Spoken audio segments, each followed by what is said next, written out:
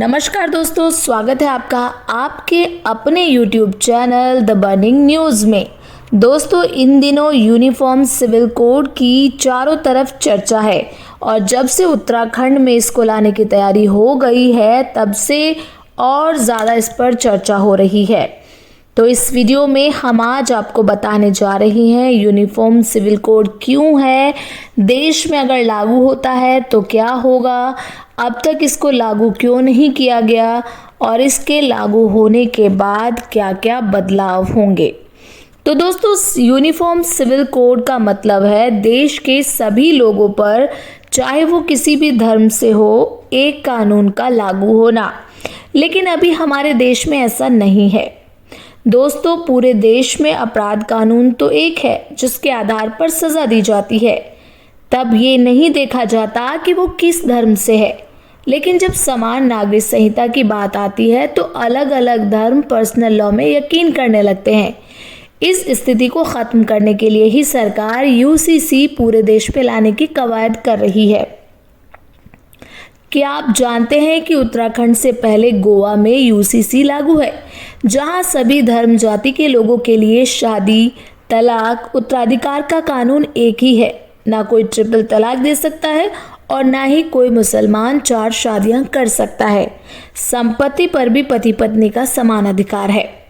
अब बात आती है कि अगर गोवा में यूसीसी लागू होने से किसी को कोई परेशानी नहीं है तो फिर देश में लागू होने पर क्या हो सकता है। बीजेपी ने साल 2014 में और 2019 के घोषणा पत्र में यूसीसी का वादा किया था। देश के 22वें विधि आयोग ने पिछले साल यानी 14 जून 2023 को यूसीसी पर सार्वजनिक और धार्मिक संगठनों के अलग अलग पक्षों से 30 दिन के अंदर अपनी राय देने को कहा था।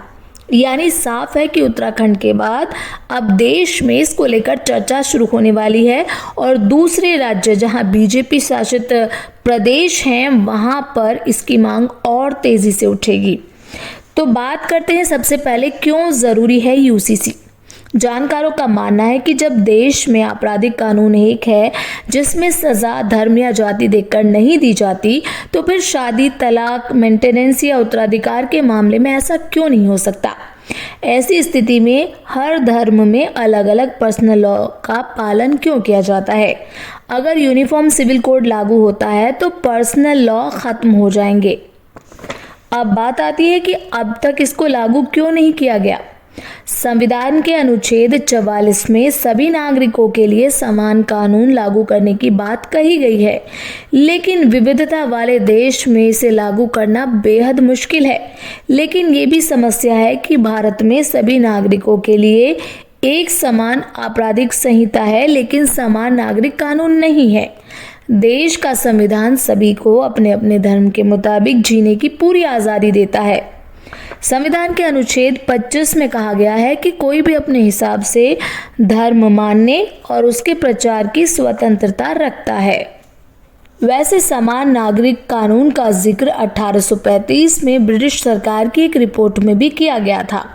इसमें कहा गया था कि अपराध, सबूतों और ठेके जैसे मुद्दों पर समान कानून लागू करने की जरूरत है। नेता भले ही राजनीतिक फायदे के लिए इसका विरोध कर रहे हों, लेकिन सुप्रीम कोर्ट भी यूसीसी की जरूरत पर जोर दे चुका है।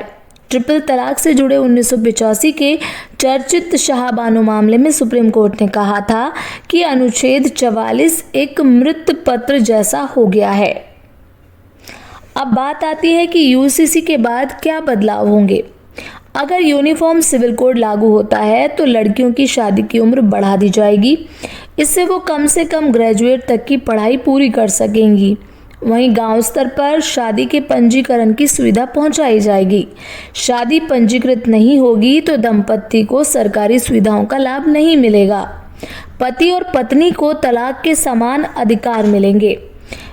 एक से ज़्यादा शादी करने पर पूरी तरह से रोक लग जाएगी।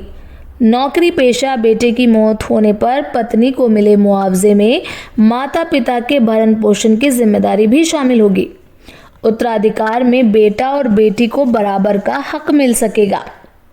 इसके अलावा कुछ बड़े बदलाव भी होंगे, जैसे पत्नी की मौत के बाद उसके अकेले माता पिता की देखभाल की जिम्मेदारी पति की होगी। मुस्लिम महिलाओं को बच्चे गोद लेने का अधिकार मिल जाएगा। हलाला और इद्दत से पूरी तरह छुटकारा मिलेगा। लिव इन रिलेशनशिप में रहने वाले सभी लोगों को डिक्लेरेशन देना पड़ेगा। पति और पत्नी में अनबन होने पर उसके बच्चे की कस्टडी दादा दादी या नाना नानी में से किसी को दी जाएगी। बच्चे के अनाथ होने पर अभिभावक बनने की प्रक्रिया आसान हो जाएगी। दुनिया के कई ऐसे देश हैं जहां यूसीसी पहले से ही लागू है। अगर हम इनकी बात करें तो पड़ोसी देश पाकिस्तान और बांग्लादेश भी इसमें शामिल हैं। इन दोनों देशों में सभी धर्म और संप्रदाय के लोगों पर शरिया पर आधारित एक समान कानून लागू होता है। इसके अलावा इजराइल, जापान, फ्रांस और रूस में भी समान नागरिक संहिता लागू है। हालांकि कुछ मामलों के लिए समान दीवानी या आपराधिक कानून भी लागू हैं। यूरोपीय देशों और अमेरिका में धर्मनिरपेक्ष कानून है जो सभी धर्मों के लोगों पर एक जैसा लागू होता है। दुनिया के ज्यादातर इस्लामिक देशों में शरिया पर आधारित एक समान कानून है जो वहां रहने वाले सभी धर्म के लोगों को समान रूप से लागू होता है। अब बात उत्तराखंड सरकार के यूसीसी बिल की करें तो उत्तराखंड सरकार ने 2022 में यूसीसी पर बिल ड्राफ्ट करवाने के लिए सुप्रीम कोर्ट से रिटायर्ड जज रंजना देसाई की अध्यक्षता में 5 सदस्यों की कमेटी बनाई थी, जिसने लगभग 2 साल बाद यानी कि 2 फरवरी को राज्य सरकार को अपनी रिपोर्ट सौंपी। यूनिफॉर्म सिविल कोड लागू होने के बाद मुस्लिम समुदाय में महिलाओं पर लागू होने वाला हलाला और इद्दत की प्रथा पर रोक लगेगी। उत्तराखंड की करीब 14% आबादी मुस्लिम समुदाय की है और यूनिफॉर्म सिविल कोड से मुस्लिम महिलाओं को अपने माता पिता की जमीन जायदाद में भी हक मिल पाएगा। उन्हें बच्चा गोद लेने का अधिकार मिल सकेगा। ये जानना भी जरूरी है कि उत्तराखंड के यूसीसी बिल में आखिर है क्या।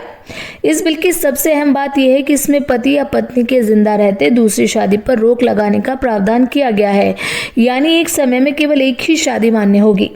पति और पत्नी दोनों को तलाक देने का समान अधिकार होगा। जानकारी के मुताबिक उत्तराखंड के यूसीसी बिल में बेटियों को माता पिता की जायदाद में बेटों के बराबर हिस्सा मिलने का भी प्रावधान है। कमेटी के ड्राफ्ट बिल में लड़कियों की शादी की उम्र बढ़ाने का भी सुझाव है। ये भी कहा गया है कि जो शादियां रजिस्टर नहीं कराई जाएंगी वो अमान्य मानी जाएंगी। यूसीसी लागू होने से बच्चे को गोद लेने की प्रक्रिया भी आसान होगी। उत्तराखंड की मुस्लिम महिलाएं भी यूसीसी बिल को लेकर खुश हैं। यूसीसी बिल लाने के लिए मुस्लिम महिलाओं ने मुख्यमंत्री पुष्कर सिंह धामी को धन्यवाद भी कहा है।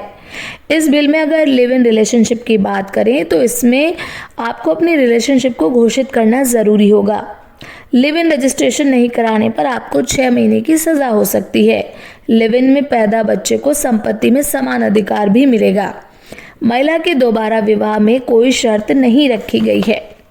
उत्तराखंड में यूसीसी की एक्सपर्ट कमेटी ने जो रिपोर्ट तैयार की है उसमें लगभग 400 सेक्शन हैं और लगभग 800 पन्ने की इस रिपोर्ट में प्रदेश भर से ऑनलाइन और ऑफलाइन 2.31 लाख सुझावों को शामिल किया गया है।